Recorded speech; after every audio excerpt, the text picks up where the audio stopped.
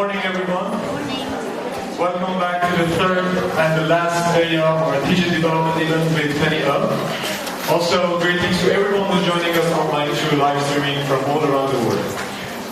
Today, just like yesterday, we are going to have two sessions, and these sessions are going to focus on the practical aspects of English language teaching. Before we start, let's do a little bit of exercise. It's Sunday morning. So can you please raise your right hand if you attended the first session? Fantastic. Can you please raise your left hand if you attended the second session? Can you please raise your both hands if you attended the third session? Hands up. Okay, fantastic. Welcome back. Thank you so much for joining us on a Sunday morning. Just two announcements. Today we are going to have a special guest at the end of the second session. So please make sure that you stay till the end. And also, as promised, we are going to do the raffle for Penny's books. And also, we have some other gifts to give away. So we encourage you to stay till the end. Also, today's session is going to last a little bit longer, 1 hour and a half. Because it's focusing on practical aspects of teaching mixed ability groups. So this is just for you to know that you're going to have a little bit shorter break afterwards, so 45 minutes. I'll announce again. So without further ado, let's begin the first session. In this session, Penny is going to propose and discuss a series of practical teaching principles that can make your job of teaching heterogeneous classes easier. Please join me to welcome Penny to the stage.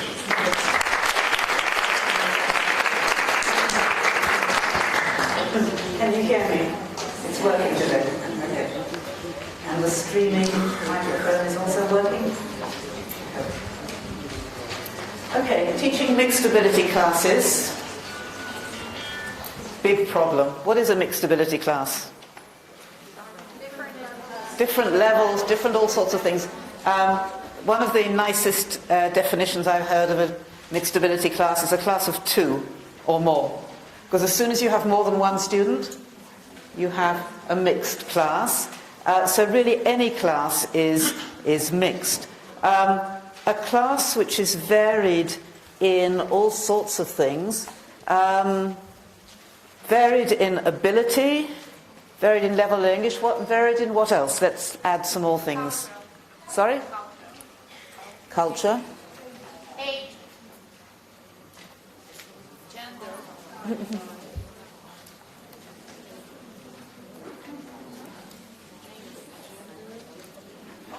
Yes?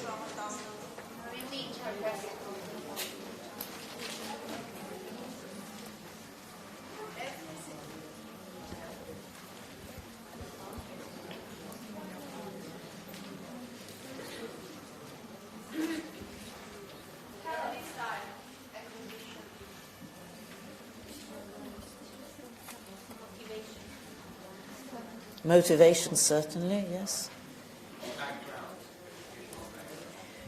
Yes, background. Background which could be socioeconomic, cultural, linguistic, etc., etc. Yes? Anything else? Learning Purpose, objectives, motivation, I've said. Expectations, right? Worldview. Experience. Sorry? Native language, that comes under background, yes? Interests. Social.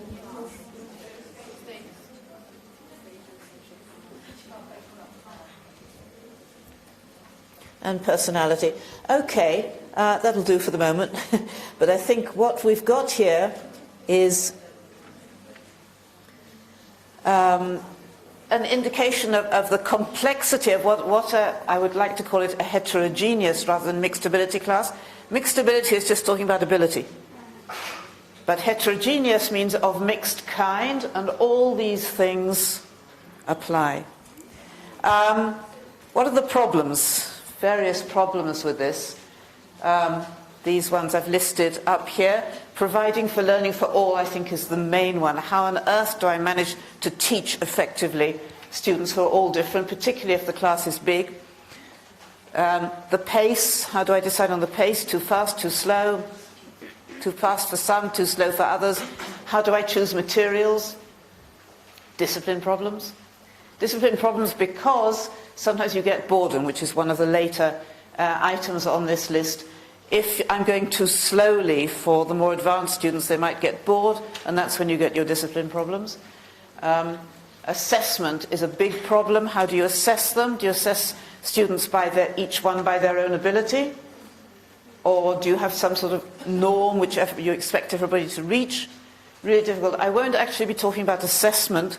It interests me less. What interests me is how to teach the students, not how to assess at the end. So this is one big area that this session will not cover, but I acknowledge that it is an important area.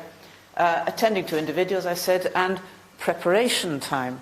How do I have time to prepare if I'm trying to do different things for different students? There are, however, some advantages. It's not all bad news.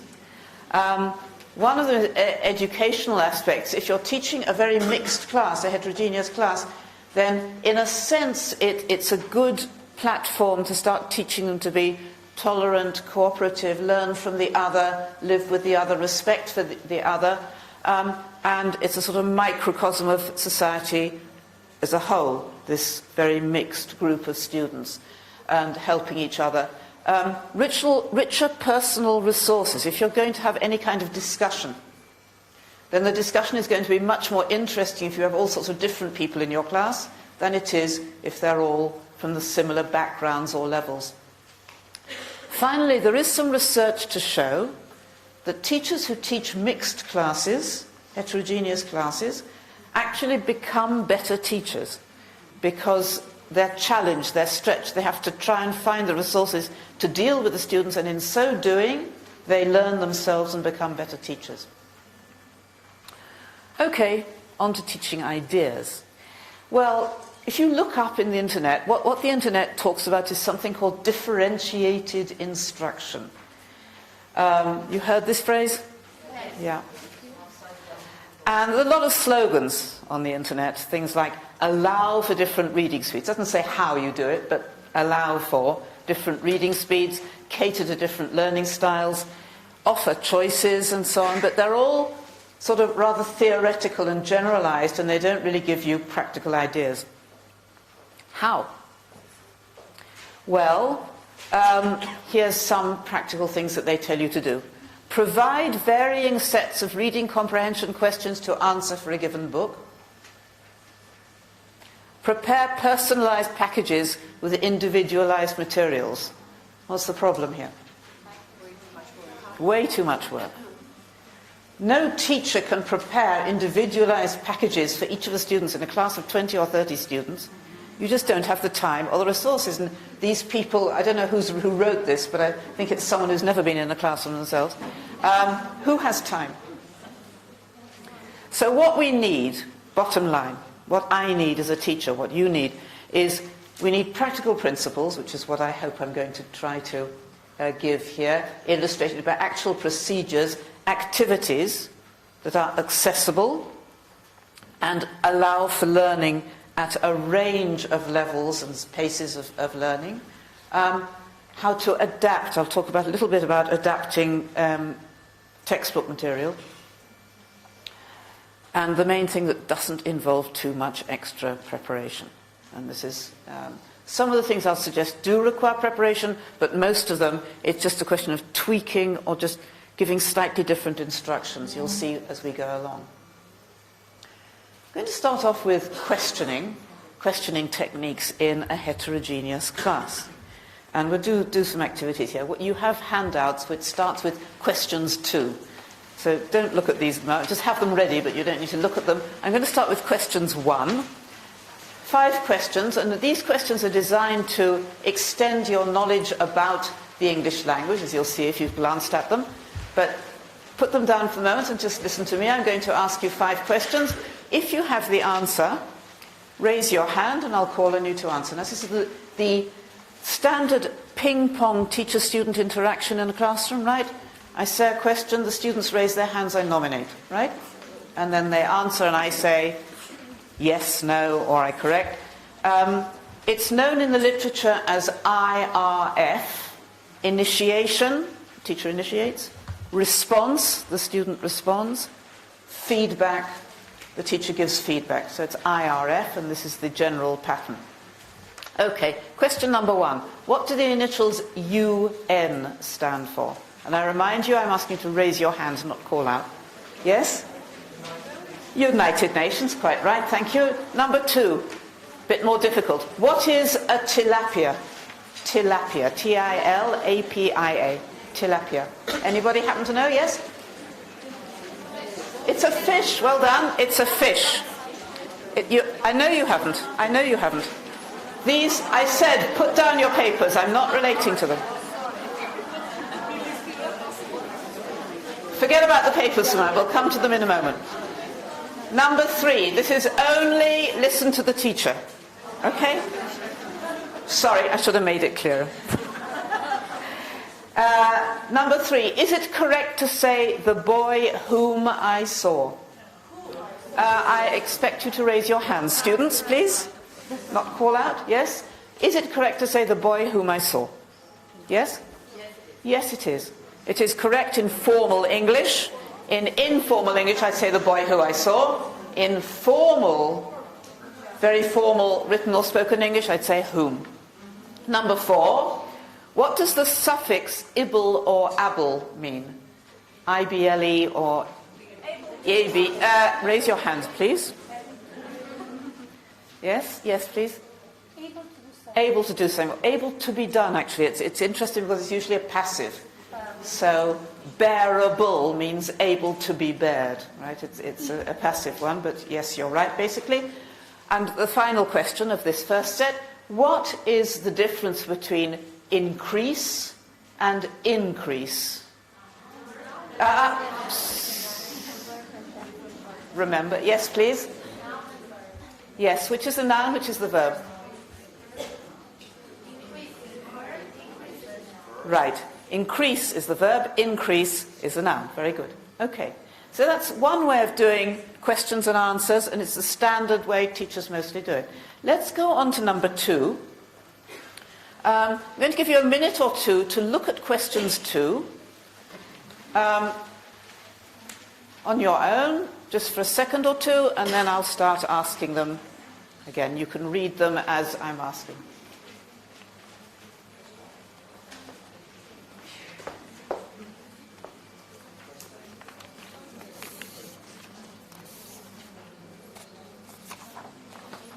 Okay. And we'll do it again the same way. Raise your hands, please. Number 1. What is a one-word verb that is the same as go into? Yes, please. Students. Yeah, but now you know what it feels like, okay? When the students call out, it's absolutely a natural instinct. We shouldn't really be angry with them because the temptation is too great, as you are feeling now. But please try to raise your hands. Yes. What is a one-word verb meaning the same as go into? No. Sorry? No. Enter. Go into is enter. Okay? What is the plural of crisis? Yes, please? Crises. Absolutely, with an E. Is foreign an adjective or a noun? Yes, please? It's an adjective.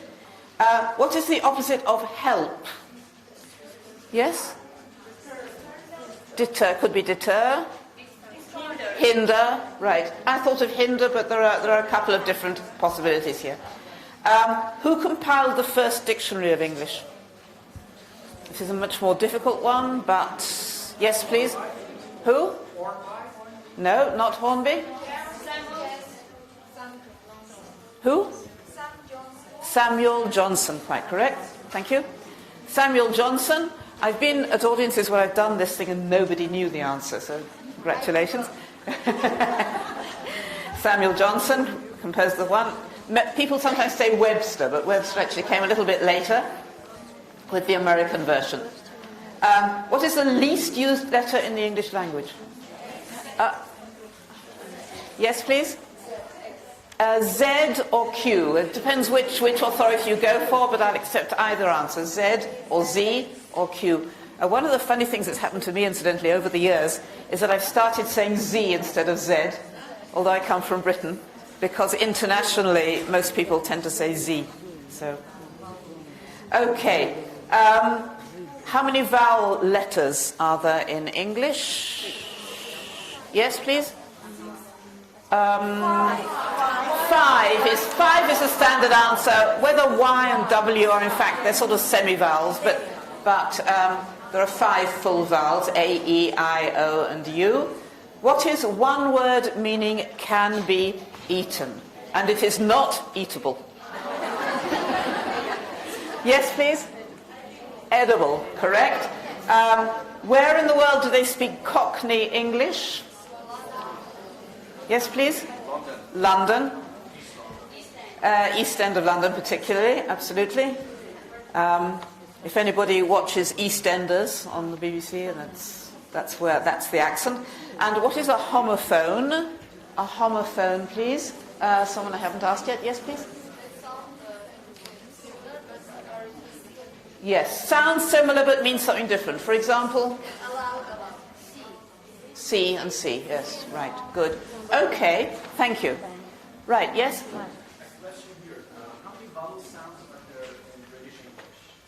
20 odd, I don't know. Between 20 and 30. 24? Thank you very much. Yes. It's a lot more. So I was asking about the letters because it's much easier to answer, but the vowels, it also depends which accent you're talking about and which area and what English. But between 20 and 30.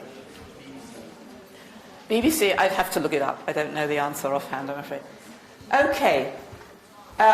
Number 3, question 3, we're going to do slightly differently. I'd like you to work on your own, not with a partner. Take a pencil and write in as many of the answers as you can. I would like to say before you start, I do not expect you to finish them all. Okay? I'm going to give you a couple of minutes. Do as many as you can. If you've done 4 or 5, that's good. If you do more, great.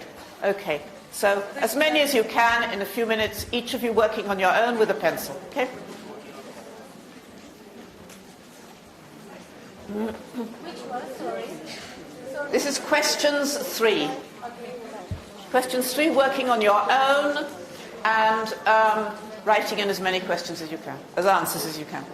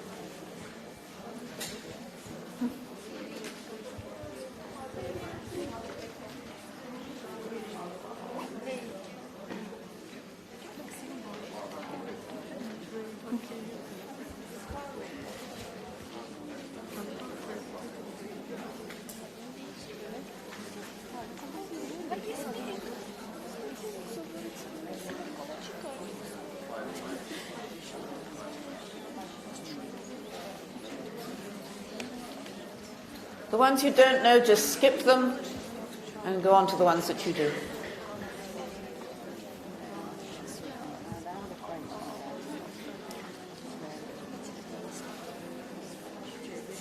Done as many as you can?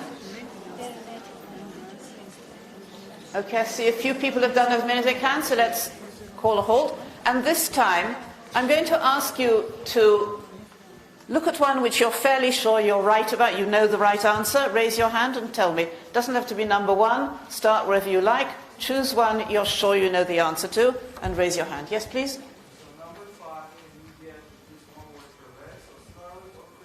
Very nice. At least one other word for red, scarlet or crimson, quite right. Yes, one which you know.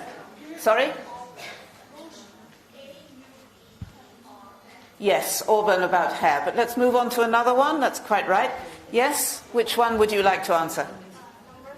Number 3. No. Yes? The. The is the most common word. Another one which somebody knows. Yes? What does the prefix post mean? After? Yes, post means after. Which number was that? 8. Thank you. 6, sorry. Yes, 6. Okay. More that someone knows. Yes? Number 10. What is the third form of strike? Stricken. Stricken. Yes. Right. Correct. Yes? Yes? We said we've done that one. Yes? 5? No, we did that one as well. You have to listen to each other here. 5, somebody said scarlet or crimson. Yes? Yes? Which number?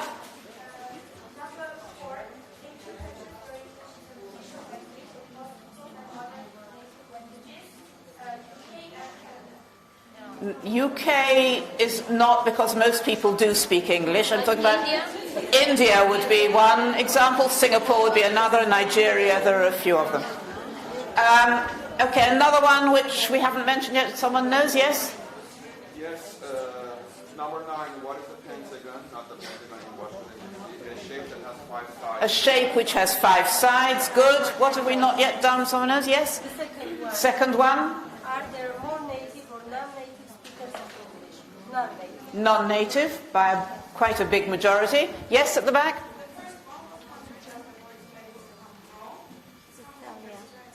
From? Sorry, I can't hear. Shout it. South America, Latin America, or Central America more. So I would accept the answer, Ecuador, Peru, Mexico, that sort of area. That's where the tomato comes from. Yes? Which number? 7.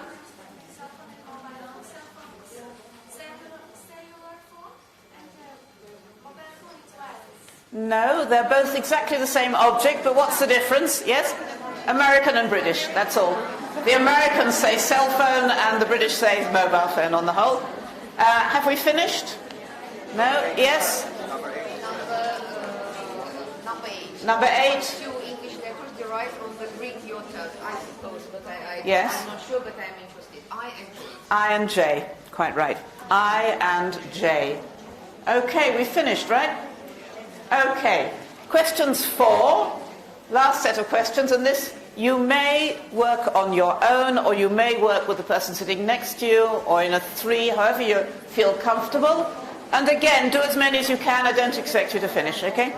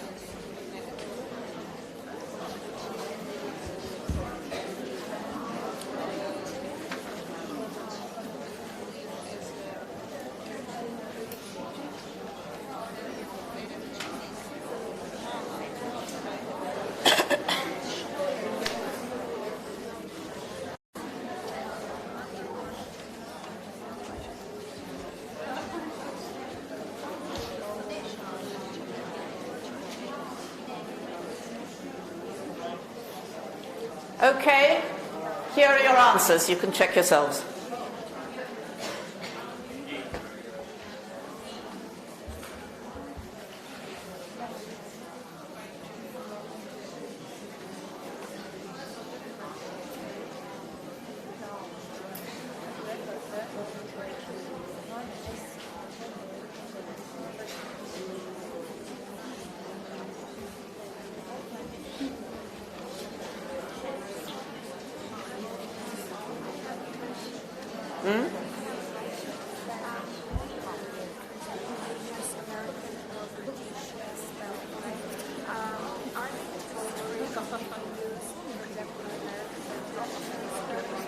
Doesn't matter.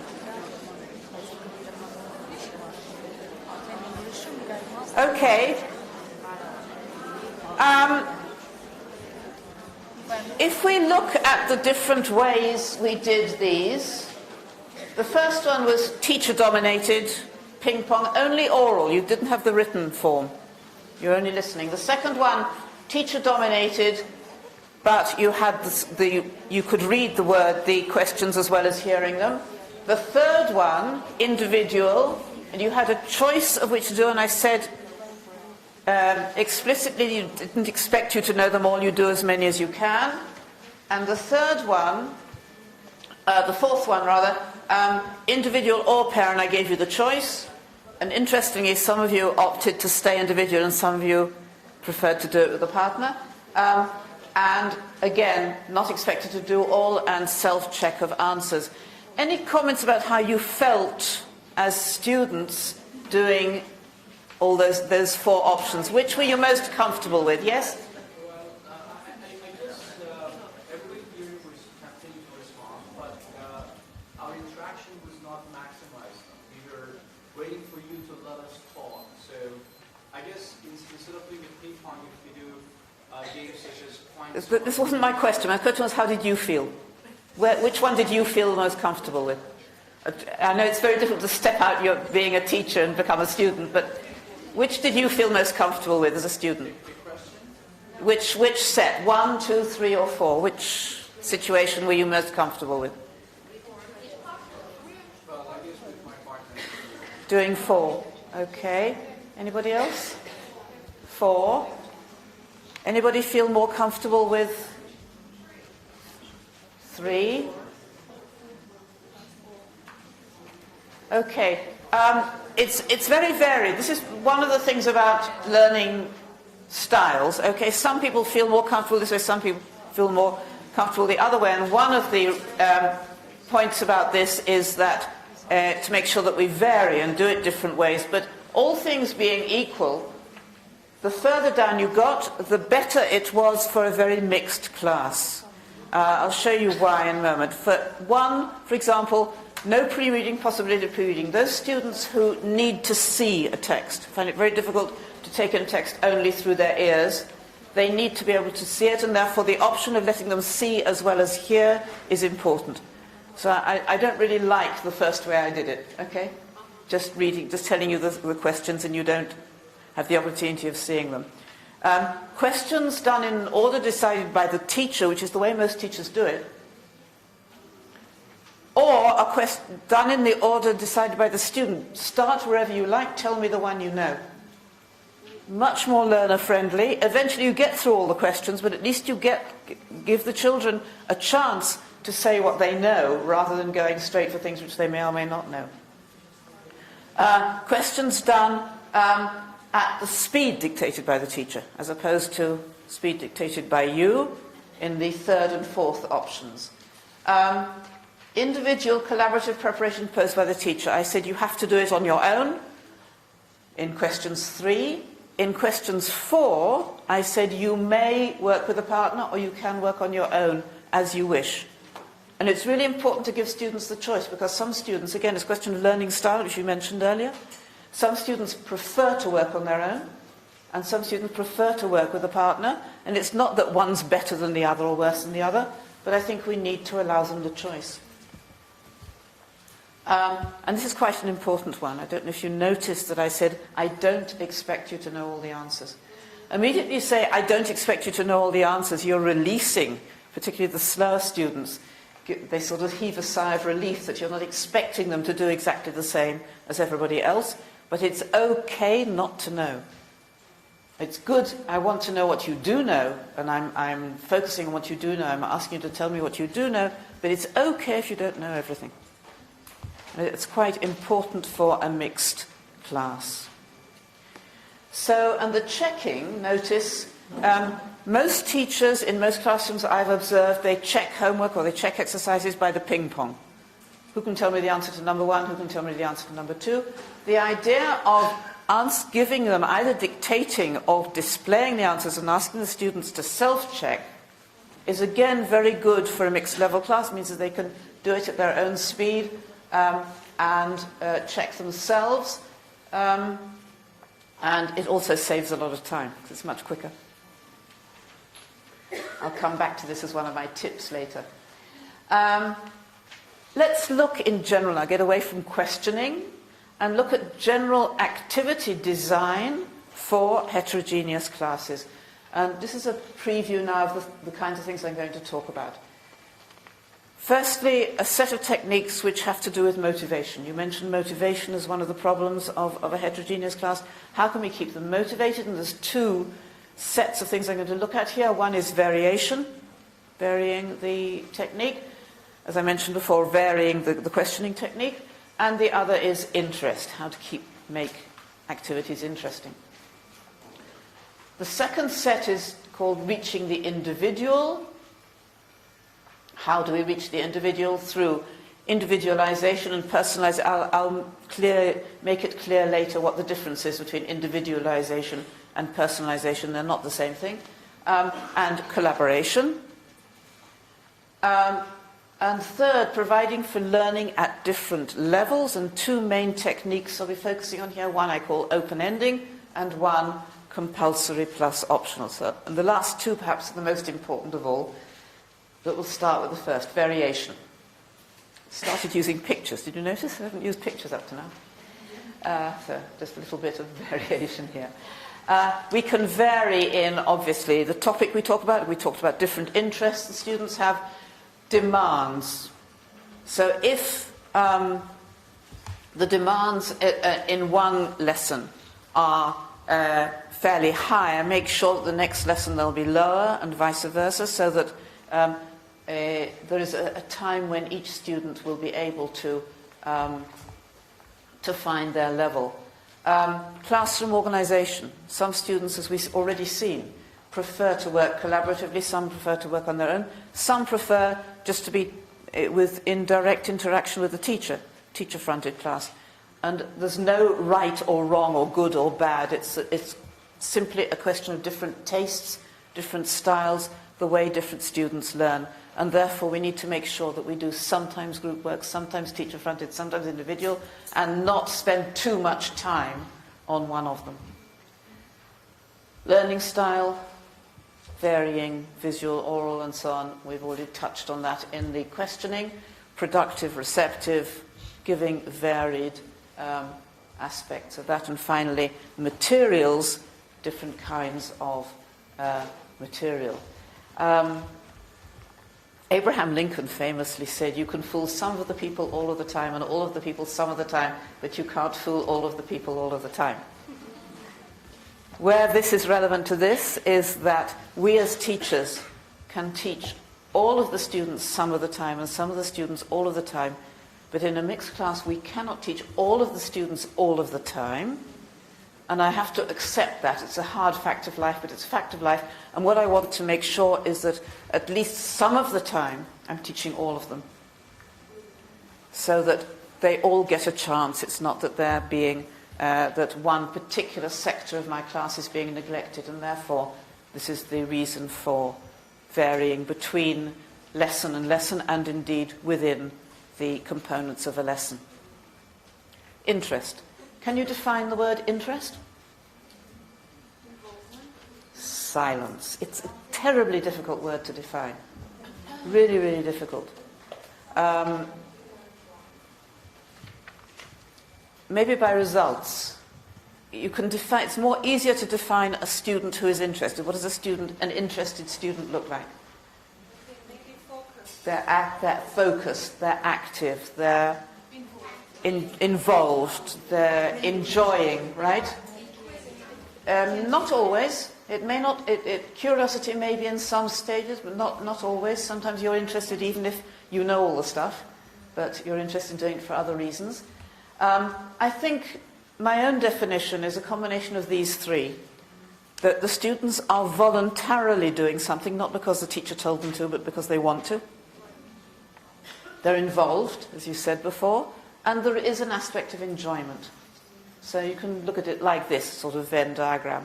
You need all of them, a combination of all of them. Just to enjoy something is not necessarily interest. You can be enjoying listening to music, but it doesn't mean that you're interested in doing it.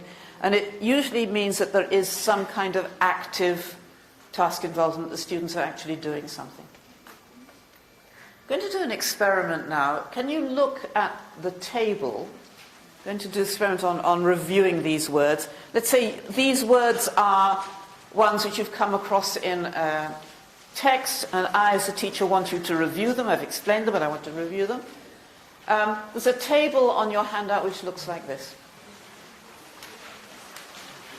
And I'm going to try practicing these words in 5 different ways. And for each of them, I want you to give a score out of 5 on interest. Not how well it taught the words, but on how interesting you found it to do. So let's start number 1. Can you please suggest a sentence with any one of the words? Can you raise your hands? Yes, please. My students are afraid of making mistakes. Afraid of. Okay. Another one. Any of the words in a sentence. Yes? Dolphins are friendly animals. Dolphins are friendly animals. Nice. Yes. English is an international language. One more? Yes? Don't touch the book. Don't touch the book. The book. Okay, good. Now, that was activity number 1. Can you give it a score on your table? 1 to 5, how interesting you thought it was. 5 if you thought it was really, really interesting and thrilling. 1 if you thought it was dead boring. And in between, whatever you think. How interesting was that activity? Okay, you filled in your table. Next one. Can you give me, please, a sentence which uses any 2 of the words in the same sentence? Yes? I'm afraid of touching the animal. Very nice. Anybody? Can we use 3? Yes? Swimming with dolphins is an interesting kind of therapy. In swimming with dolphins is an interesting kind of therapy. It's probably what the article was about. Okay. Yes? Another one. Yes? I go swimming twice a week. I go swimming twice a week. The disabled shouldn't be afraid of non-traditional therapy. The disabled should not be afraid of non-traditional therapy. It was a freezing night because it had snowed a lot. It was a freezing night because it had snowed a lot. Okay. Can you give that a score, please? How interesting it was. Between 1 and 5. 1 boring, 5 very interesting.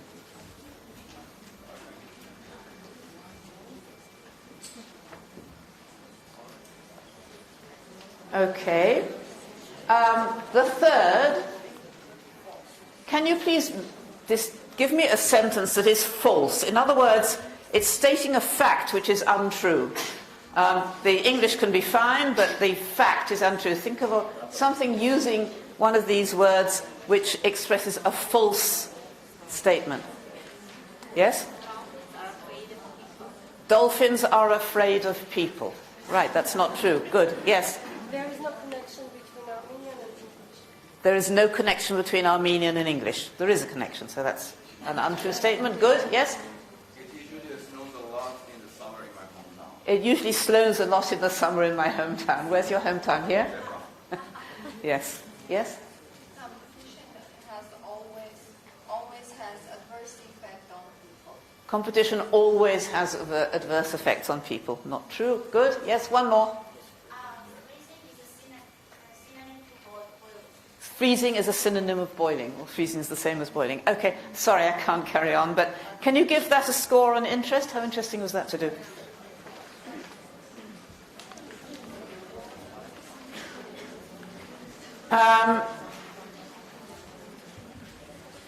Next one, a true sentence about yourself. Tell me a sentence about you using one of these words, but it has to be true. Okay? Yes, please. I can never learn to swim. I can never learn to Swim. swim, really? Yes. Ah, this is sad. Okay. Yes. I would like to lie down and sleep. I would like to lie down and sleep now. I hope that's not because it is so boring. Yes? Sorry? When I swim, I make my muscles stronger. Yes? I'm not afraid of speaking in public. And one more. I'm not afraid of insects and serpents. Very nice. Okay, sorry, I can't take more. Can you give that a score? How interesting was that? And the last one, can you join your neighbours left to right in about groups of 3 or 4 and try together to make up a story, no writing, just speaking, make up an oral story involving as many as possible of these words. Okay? So, introduce yourselves and then make up a story.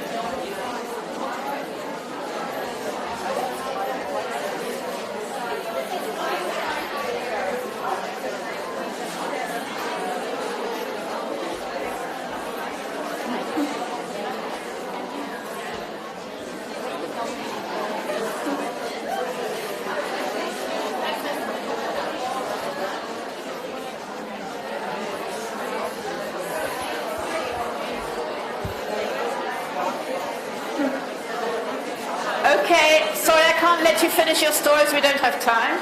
But can you give that a score, please, on your chart, between 1 and 5? How interesting was this to do?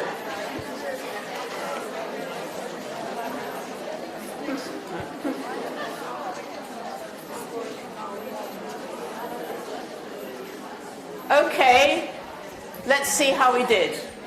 So, the first one, just making a sentence from the word. Just think about the first one I did. Make a sentence from a single word. How many people gave that a 5? 4? 3? Score, the first one. Start again. First one. 5, 4, 3, 2, 1. About 2.5, I think it was. That.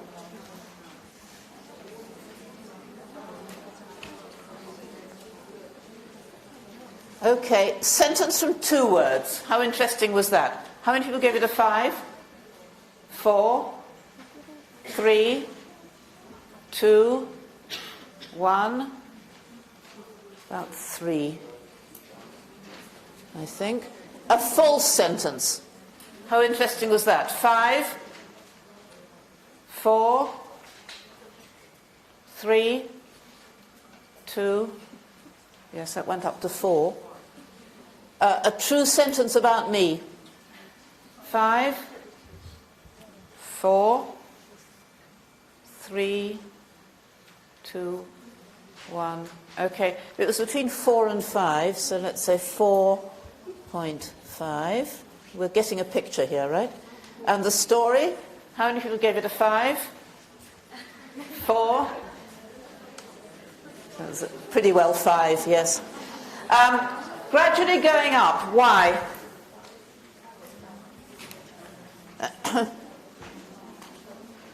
Why the increase? Any ideas? Yes.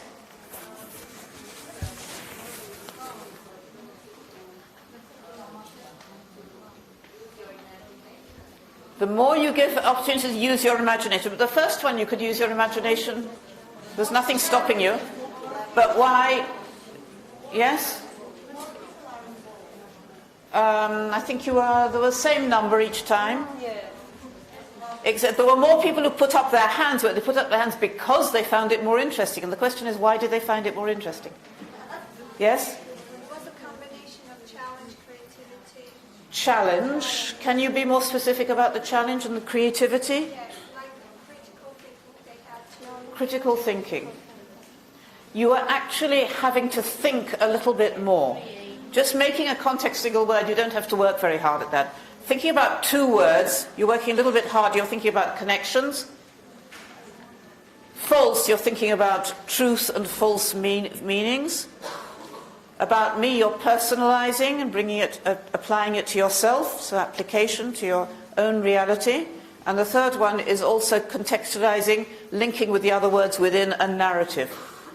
And the basic thing that was happening here was an increase in the use of higher order thinking skills as one important aspect. Remember I said yesterday when I was talking about higher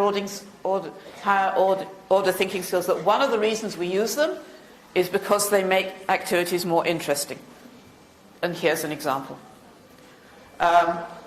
Convergent, divergent thinking, but also things which you also mentioned here, personalization, particularly the last one, the second last one, say something about yourself, so that also comes into it. Language play, saying fun things using the word, just playing with the language a bit. Originality, thinking outside the box, coming up with unusual things like which you did when you were talking about false, exactly the false ones. Collaboration to some extent, humour. It was fun. And the more, particularly the last one, so when you were making up the stories, there was a lot of smiling going on. It was quite humorous. So all these things contribute to interest, and the use of narrative stories are an immensely powerful tool in getting students interested. I'm going to do one more example. I don't know if I'm going to manage to finish by 12:30, but I really think you learn things better if you actually do them. So let's try this one. With the people who you were telling the story with, okay? Can you just ask one of you to be ready with a pencil and paper? All you need to do for this activity is write ticks. You don't have to write any text or anything, so it's not very difficult. And what I'm going to do is show you a picture, give you 1 minute, and ask you to say as many things as you can about the picture. Assume that you are fairly elementary students, sort of A1, A2 level. Very, very simple English, but I want you to talk. You have exactly 1 minute to say as many sentences as you can, all 3 of you, all 4 of you, including the secretary. They can also contribute. For every sentence that the secretary hears, they write a tick. And after 1 minute, I'm going to ask you how many ticks you got. Clear? Okay. Here's your picture. Go.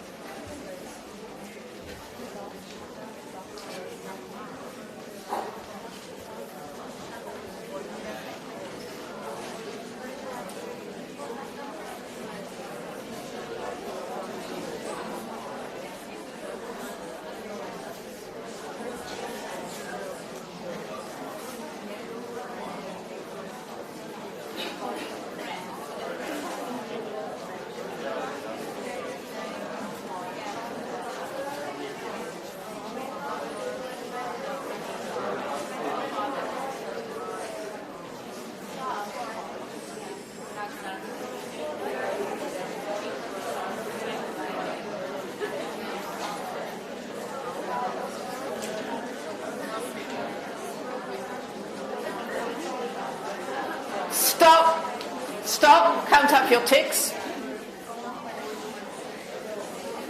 Okay.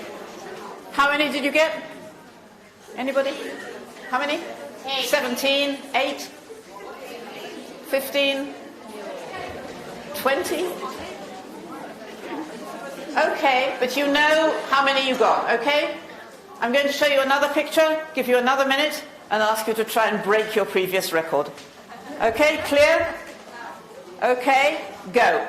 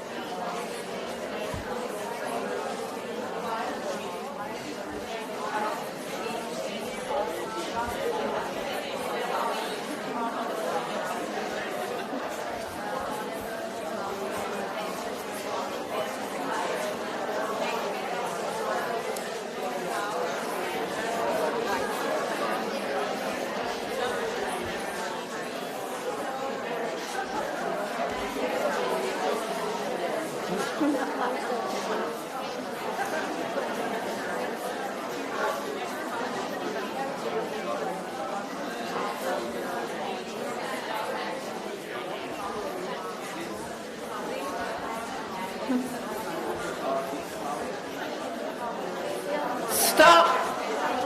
You've had a minute. Count up your ticks.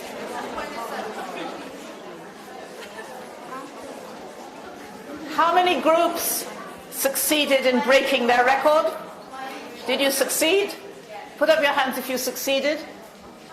Okay, some of you didn't do it, but I understand on a Sunday morning that it's... But most people do, on the whole, succeed. Now, I was watching you, and you were interested, so don't try and pretend to me that you weren't. Although it was a very, very simple and much too easy and unchallenging, as it were, activity. So why was it interesting? There were no higher order thinking skills here. You were just saying what you saw. So why was it interesting? Yes? Well, so the second time I was more interested because I had the competitive goal of beating the previous record. Okay, right. The second time was more interesting because you were trying to beat your previous record. I accept that. Why were you interested the first time? And don't try and pretend to me that you weren't. I was confused about saying the sentence and having the tick writer hear it, and I was afraid, I don't know, I was a little confused in the first time. Okay. So I Those, been more so less. But the people who were interested, why? Why was it interesting the first time? Yes? No stress, the collaboration, yes? It was, why was it fun? Why was it fun? The teacher was A bit creative, yes? Sense of competition, how many of you thought you were competing against other groups? Next, the second time you were competing against yourselves, but the first time, not really competition, but there was nevertheless a feel of sort of competition about. There was a feel of a slight rise in adrenaline, little bit of positive stress there. And also, we were timed. You were timed. Now, what did the time do for you? The fact that you knew the seconds were ticking away and you had 1 minute. We've talked about collaboration. It was open-ended. It was game-like. It had the feel of a game. What is a game? fun. It's fun. Okay. A game is fun, but what makes it fun? Why does the time limit make it fun? Yes? Sorry? The pictures also, absolutely. The picture is also it contributes, the fact that there's something to look at. A game can be defined as an activity which has a simple and clearly achievable goal. You know you can do it. But there are rules or constraints or something which stops you doing it the most obvious way. So, for example, tennis, you have to hit the ball so that your opponent can't hit it back, but it has to be within the white lines and you have to get it over the net. Same with football, you have to kick the ball into the goal, but all sorts of rules. Cricket, the same thing. Chess, the same thing. Solitaire, everything. Any game has a clear goal plus a set of rules. What was happening here? Say things about a picture, but you've only got 1 minute. Yeah. Now, if I just said, say things about the picture, would have been much less interesting. Right? It was the time limit you did. Time limit is one very powerful way of making interest. Okay, let's move on to individualization. Individualization is different from personalization. Individualization, I'm talking about the rate and the demands individualized to the student. So a student who works faster can work faster, a student who works slower can work slower, and still it's legitimate. Or they can do more or less of a given task. And how do you do that without this very complicated and time-consuming preparing of different tasks? I'm going to show you some ideas on this. Allowing for individual variation in speed and level. Personalization, on the other hand, has to do with the whole person, personality, experience, opinion, and so on. This individualization is only to do with learning, ability, speed, level. For example, students choose where to start. Now, if you think about the way we did those questions before, they were individualized to the extent that I said start wherever you like. Choose the ones you know how to do. That immediately individualized. If I'd said you have to do number 1, then number 2, number 3, there's no individualization. Giving a time limit rather than a quantity of work limit, do as much as you can in 2 minutes. And however much you do, that's legitimate, that's okay. You do as much as you can do. Or learners choose which item they want to do. I'm going to do something now with the sheet. You have a second handout with a whole lot of words on them. And we'll do it like this. Well, we'll do it and then talk about it. I want you to fill in any 4 opposites of any of the items you can. When don't do it yet, wait for the rest of the instructions. When you have filled in 4 opposites, please raise your sheet, look around you, find someone else who's raised their sheet, and exchange with them. Fill in another 4, raise your sheet again, exchange again, until I say stop. Clear? Okay.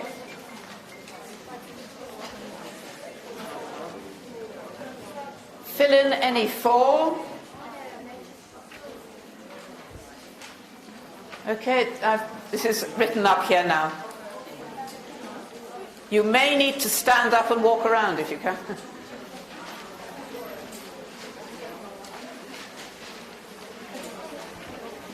Why don't you exchange with each other? Thank you.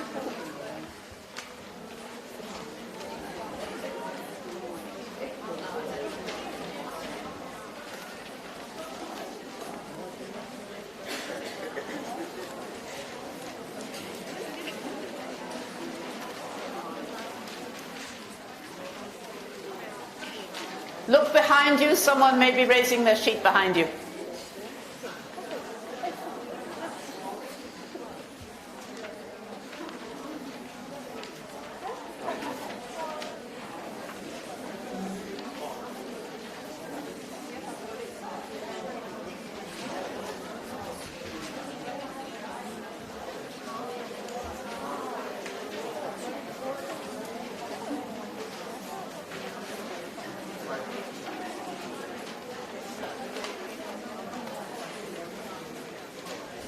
Okay, let's stop, although if I had more time we'd finish it, but you've written in quite a lot of the answers. Now, you can check them if you like, see if the ones you've got there are correct, or the ones that your colleagues filled in are correct. And if I were doing it in the classroom, I would stop it whenever one page was finished and then help everybody to fill in the ones they hadn't got using this sheet.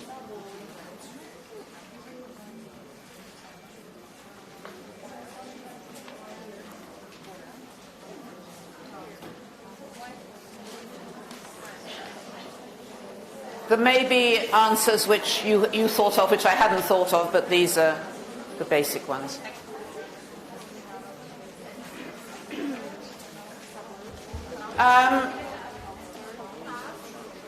Now, why... Can I go on? Why was this individualized? Because if you think about it, first of all, the items were not numbered, deliberately not numbered. They were scattered. the implication is start wherever you like. I was trying not to try to induce students to start at 1 and then do 2, then do 3, but look, I'm so scattered. Choice of which to do. You could choose. Individualization has to do with choice. Choice of how fast to work. If you worked more slowly, it didn't matter, because you worked until you were ready and then you held up your paper. There's no compulsion to finish by a certain time. Legitimizing not knowing. There was some of them you didn't know the answer to, so you didn't do them. You did the ones you did know. Collaboration, not competition. Working together with other members of the class to get the best answer you can. If you do this in the classroom, just a useful tip here. In pass-it-on activities, don't tell them to pass to their neighbour, because that produces bottlenecks. Because some students work much faster, and the faster students will be sitting there waiting for someone else, and while the papers are piling up at the elbow of someone who works more slowly. So not pass to your neighbour. 2 alternatives. One is what I did now. Tell them to do a fixed amount. I said, do any 4. And then raise your paper and exchange with anyone who's finished. The other possibility is to say, do as much as you can until I say stop. And then exchange. Okay? But either of those is a possibility, so it's a useful tip. Okay, so that's an example of individualization. I'll come back to pass it on later. It's an interaction pattern which is not used very much in the classroom, and I think it's really useful technique. Personalization means allowing for contributions that reflect personal taste, experience, exposure. For example, my favorite, I remember, agree, disagree with something. And here I'm going to go back to elementary again, as with the picture one. I'm going to ask you to look at the table you have on your first handout, which looks like this. And imagine that you are back to 5 years old, and your parents have told you you may choose any pet you like, expense no object. It can be a cat or dog or pony. It can be big, small or medium size, and it can be black, white or brown. Which would you choose as a child of 5? Which would you choose? Just mark in, or decide, you need to mark, which of those you would choose. For example, a small white cat or a big brown pony. When you have decided which you would like, see if you can find someone near you who chose the same.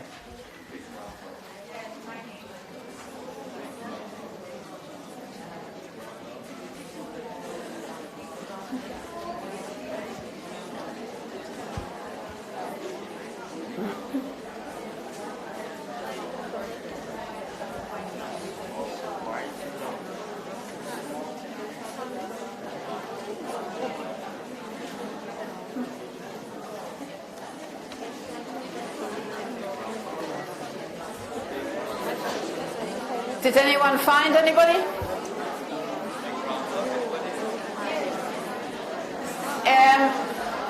You did? It's fairly rare. I mean, the chances are 1 in 27. It's a fairly rare chance, but when you do find a soulmate, it's a really nice idea.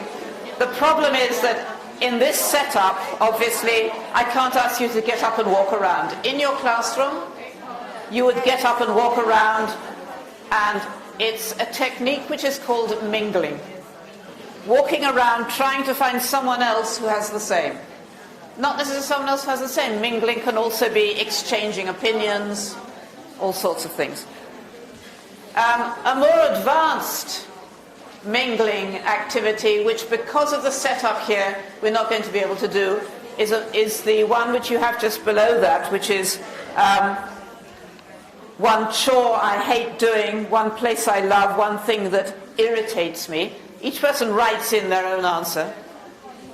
And then you get up and walk around and see if you can find other people who are irritated by the same things, or hate the same chores, or love the same places. So not something we can do now, but something which is really nice to do with an advanced class, and again allows for this personalization, my own feelings, my own reality, exchanging with other people. Find a kindred spirit, I call it. Find a soulmate.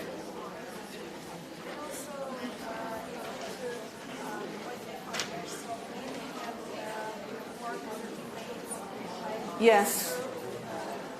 Yeah, they could, but the main thing is actually finding the kindred spirit in this case. Another advanced personalized one, which we're not going to do, but I'm just showing it to you, you might like to think about it. If you had to decide what is the best metaphor for an English lesson, which would you choose? Which metaphor best represents for you an English lesson? Climbing a mountain?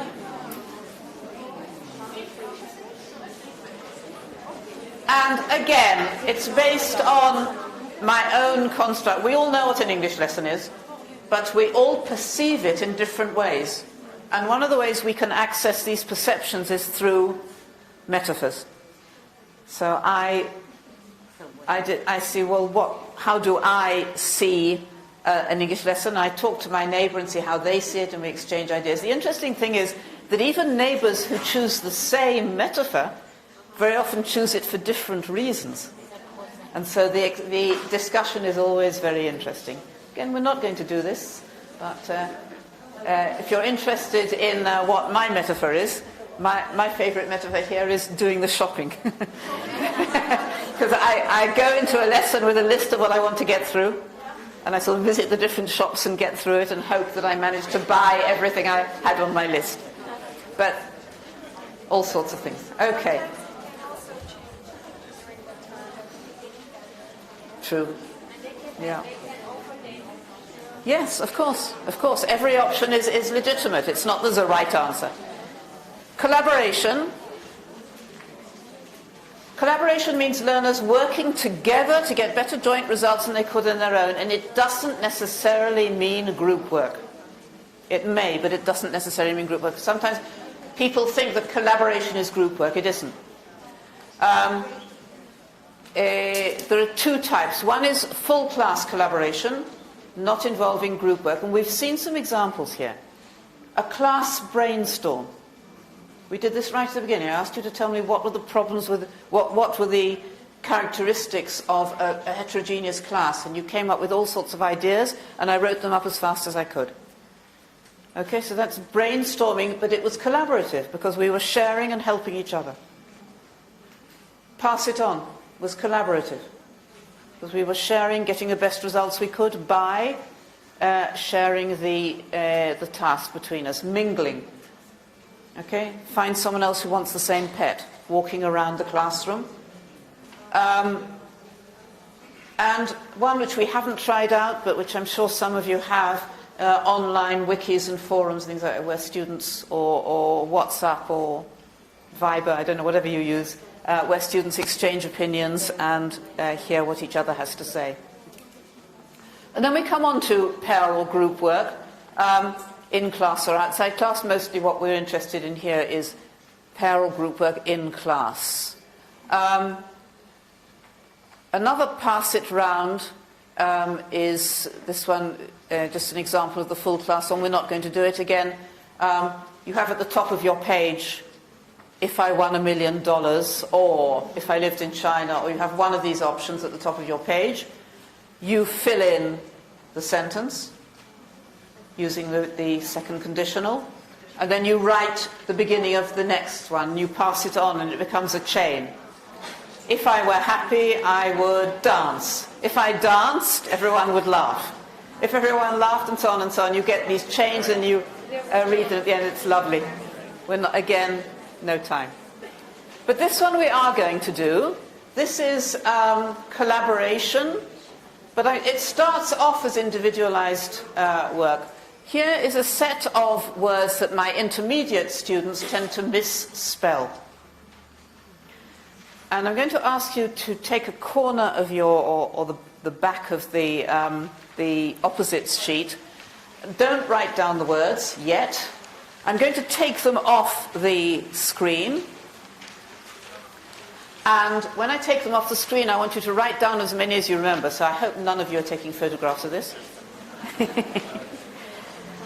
Just write down on your own, without sharing with anyone else, on your own as many as you can remember. So photograph these 10 words in your minds. Don't write them down, no cheating. Okay. See if you can write down as many as you remember. If you get 3 or 4, that's fine. I don't usually remember more than that. On your own, without sharing. No sharing at this point. Okay? On your own. As many as you can get. If you only get 2, that's also okay.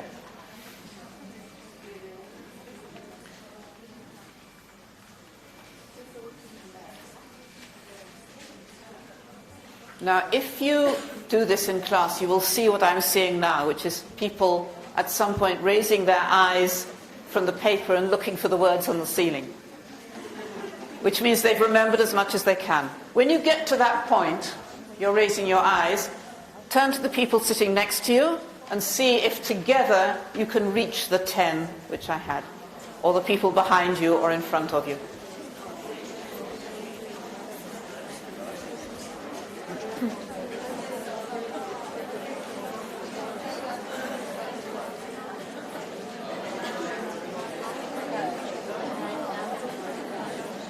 Anyone got up to 10?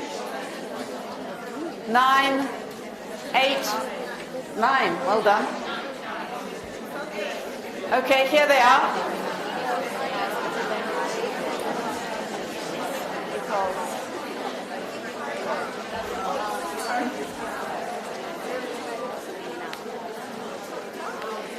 One of the nice things about this one is that the ones which you remember are probably the ones you know pretty well. And when I flash them up again, the ones you are looking for is the ones that you forgot, right? And so you're focusing on the ones which you needed to review, which is really nice. The learning is going on there. But the point I want to make here is that the collaboration, when you were sharing, there was real, even for those students who don't usually like collaborating very much, it was really important to collaborate because you could always, 2 people will always remember more than 1, and 3 probably remember more than 2.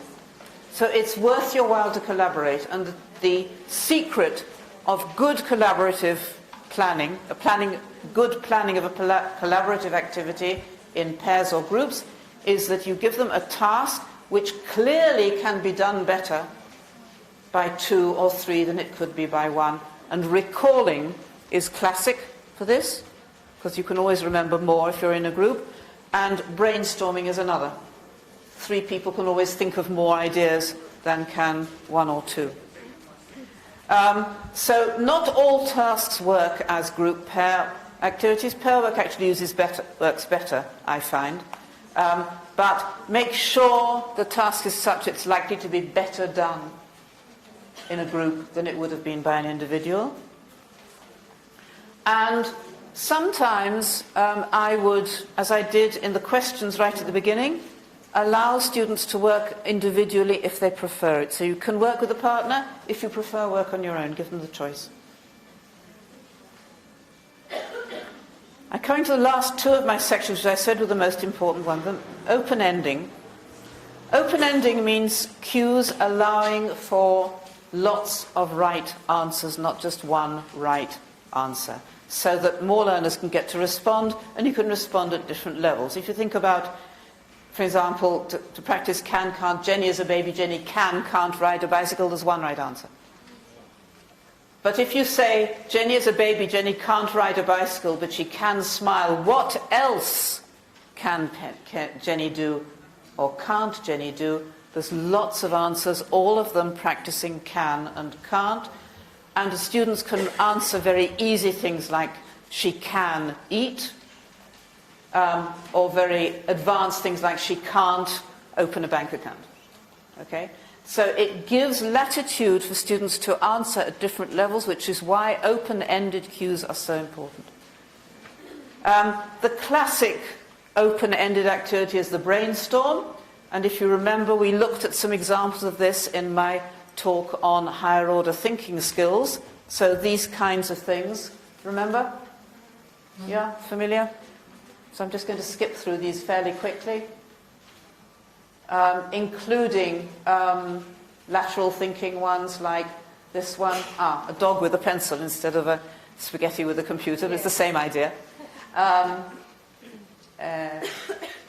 Both and interrogatives. Find 6 questions to which the answer is. These are things we've already looked at.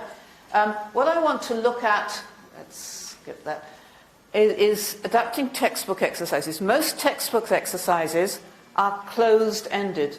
They're matching or gap fills or multiple choice, things which have one right answer. Why? I mean, I don't think this is the right answer to this. I'm just sharing. Why do you think? They're closed. There's one right answer. Why are so many exercises like this? Easier to check. Easier to check. If you go into so-called interactive internet sites for grammar practice, they're all closed-ended because a computer can't cope with open answers. It can only cope with a right or wrong answer. So, and the same with not necessarily. The difficulty of an activity, of a question, is decided not by whether there's lots of answers or one answer, but how difficult the vocabulary is, basically. If it's an easy question and they have and the answers are also in easy English, there's no reason why they shouldn't be able to do it.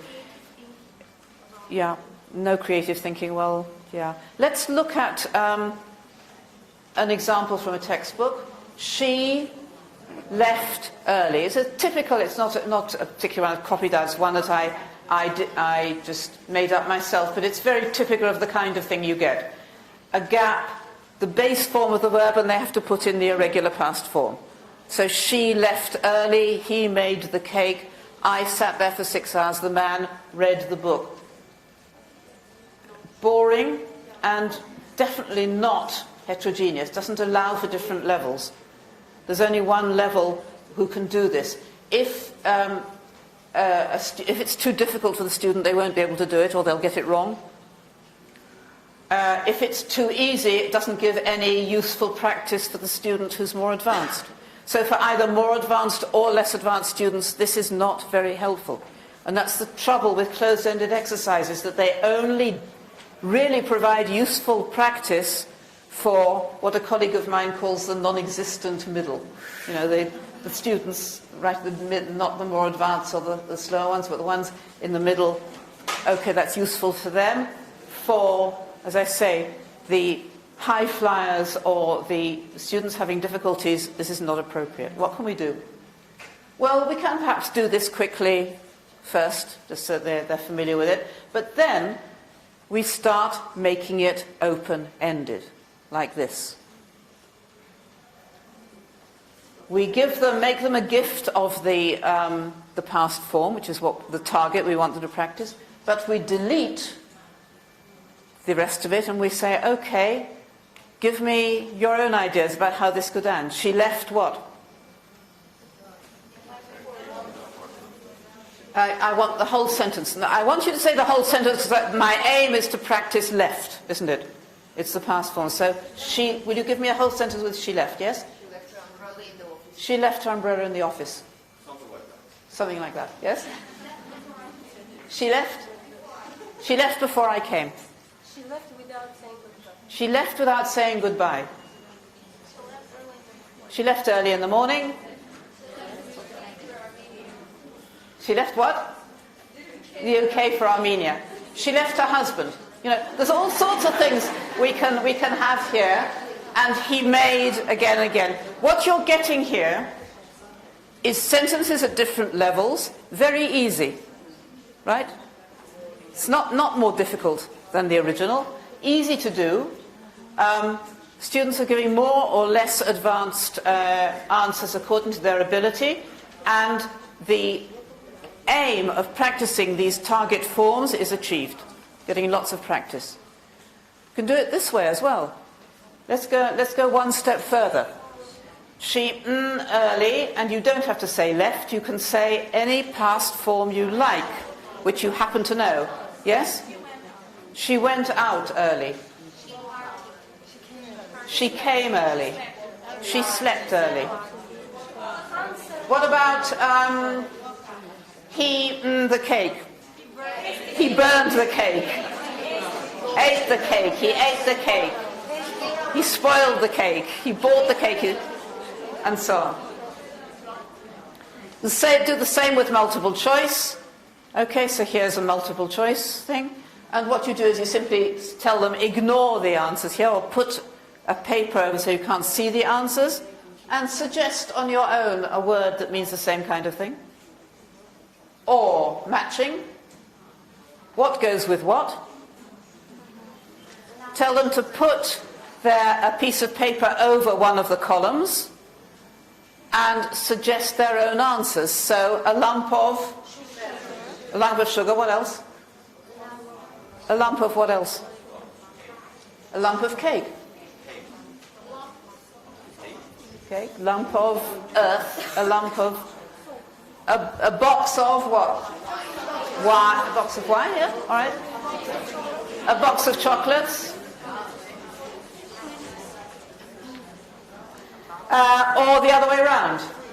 Here's wine. It could be a bottle of wine, but it could be a litre of wine, it could be a glass of wine, a drop of wine,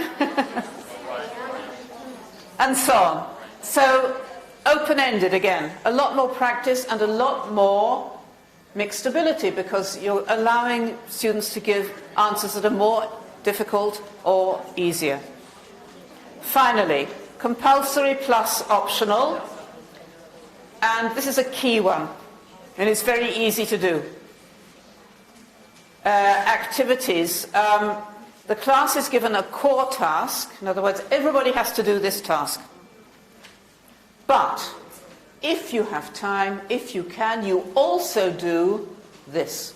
It's a combination between a core compulsory task, which everyone can do, an easy one, and an extra, which you're making it clear you expect those students to do who can.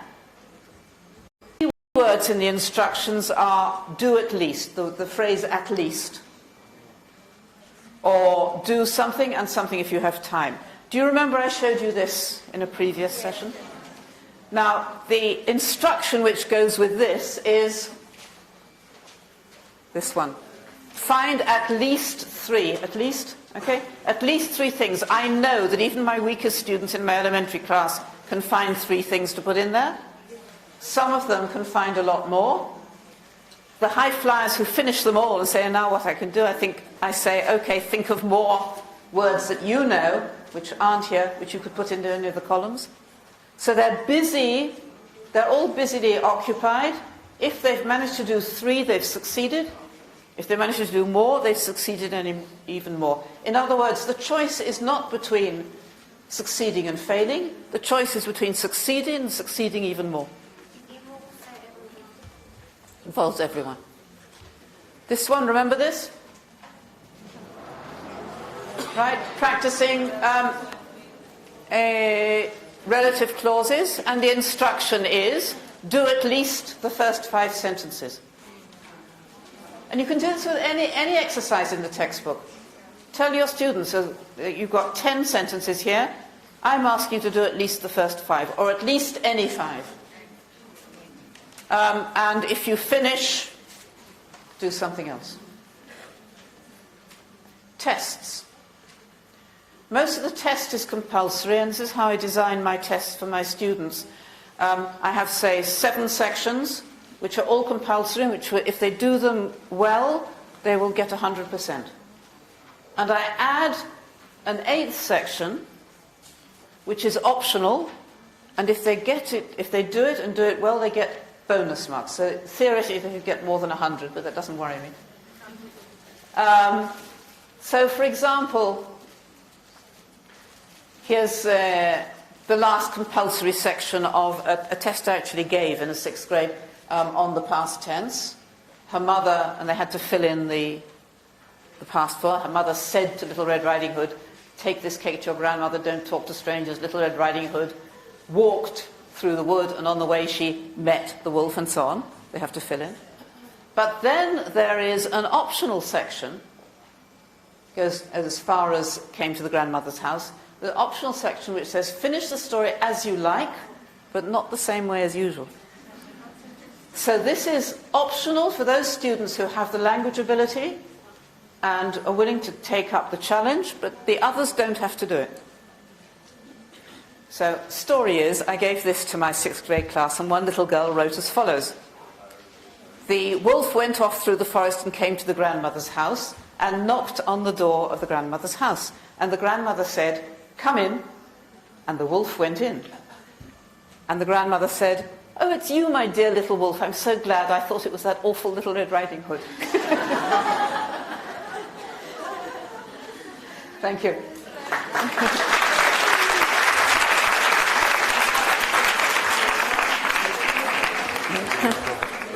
Yeah. Okay, thank you everyone. We are going to have a short break, 45 minutes, and we are starting sharp 1:15 with the last session. So please come back on time.